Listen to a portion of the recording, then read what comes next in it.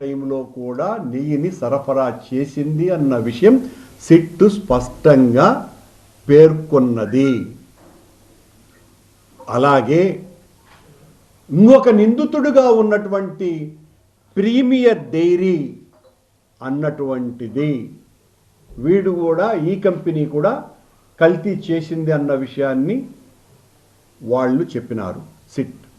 ఇదే premier dairy 2013 నుంచి 2013లో 273 రూపాయలకు, 2016లో 332కు, 2016 సెప్టెంబర్లో 364 రూపాయలకు, ఏప్రిల్ 17లో ప్రీమియర్ డైరీ 411 రూపాయలకు, అక్టోబర్ 17లో ప్రీమియర్ డైరీ 378 రూపాయలకు, జనవరి 28, 2018 ప్రీమియర్ డైరీ 320 రూపాయలకు, ఆగస్ట్ 19 మేము అధికారంలోకి వచ్చిన తర్వాత 389 రూపాయలకు ఈ ప్రీమియర్ డైరీ చంద్రబాబు గారి టైంలోనే అత్యధిక సార్లు దాదాపు 90% పైగా ఈరోజు ప్రధానమైనటువంటి నిందితులలో ఒకరైన డైరీ సంస్థ అయిన ప్రీమియర్ డైరీ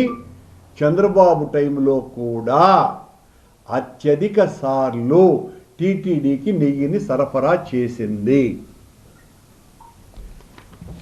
మరి దీనికి ఎంతసేపు డిఫెన్స్లో పడిపోయినటువంటి చంద్రబాబు నాయుడు గారు ఏమని మాట్లాడుతున్నారు ఈ రోజున? యానిమల్ ఫ్యాట్ కలిపినారు అని చెప్పిన తరువాత సాక్షాత్తు సుప్రీంకోర్టే మిమ్మల్ని మీరు ఇలా మాట్లాడటం మంచి పద్ధతా అని ప్రశ్నించి వాళ్ళు సిబిఐ నేతృత్వంలో సిట్టును ఏర్పాటు చేసినారు. అంతకు పూర్వం వీరు మాట్లాడడం జరిగింది. మొదట జూలై నెలలో 2024లో శ్యామలరావు గారు ఈవోగా వెజిటబుల్ ఆయిల్ కలిపారు అన్నటువంటి రిపోర్టు ఎన్డీడీబీ నుంచి వచ్చింది అని ఆయన చెప్పటం జరిగింది. ఆ తర్వాత ముఖ్యమంత్రి మాట్లాడిన సెప్టెంబర్ 18 తర్వాత సెప్టెంబర్ 23వ తారీఖున ఇదే శ్యామలరావు గారు ఎన్డీఆర్ఐ రిపోర్ట్ వచ్చింది, దాంట్లో అనిమల్ ఫ్యాట్ కలిపింది అని చంద్రబాబుకు వంత పాలుకుతూ చంద్రబాబు ఆయన చేత మాట్లాడించటం జరిగింది. కానీ సిట్ అంటే సిబిఐ ఎంక్వైరీలో అదే ఎన్డీఆర్ఐ రిపోర్టు మళ్ళీ పంపించిన తరువాత ఇలాంటి అనిమల్ ఫ్యాట్ కలవలేదు అని వాళ్ళ ఛార్జ్ షీట్లో, మొన్న సప్లిమెంటరీ ఛార్జ్ షీట్లో వాళ్ళు చాలా స్పష్టంగా కోర్టుకు నివేదించినారు.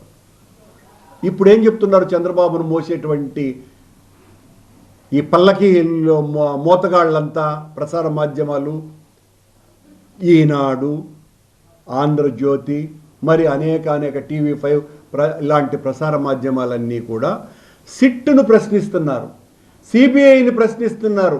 మీరు అలా చేయలేదే, ఇలా చేయలేదే, ఇలాంటి ఎంక్వైరీ చేయలేదే. ఎవరు చేయొద్దన్నారు? ఇప్పుడు కూడా చేయమని కోరుతాం మేము. ఇప్పుడు కూడా మేము ఆ ఎంక్వైరీ మీరు కోరినట్టే చేయించండి అని చెప్తాము. కానీ చంద్రబాబు నియమించేటువంటి సిట్టుతో కాదు సుమా. చంద్రబాబే సిట్టును నియమిస్తే ఆ సిట్టు అధికారులు సిట్ అంటే సిట్టు, స్టాండ్ అంటే స్టాండ్ అంటారు కనుక వాళ్ళు వెంటనే మమ్మల్ని అందరినీ నిందితుల్ని చేస్తారు కనుక వాళ్లతో కాదు చేయాల్సింది. తప్పుడు నివేదికలు ఇచ్చి తప్పుడు చేయనటువంటి వాళ్లను నేరస్తులుగా చిత్రీకరించి అందరినీ జైలుకు పంపించేటువంటి సిట్టు కాదు కావాల్సింది. సరైనటువంటి న్యాయ విచారణ చేసే సుప్రీంకోర్టు చేత నియమింపబడ్డటువంటి అధికారుల చేత విచారణ చేయించాలా? దీనికి మేము సిద్ధంగా ఉన్నాం.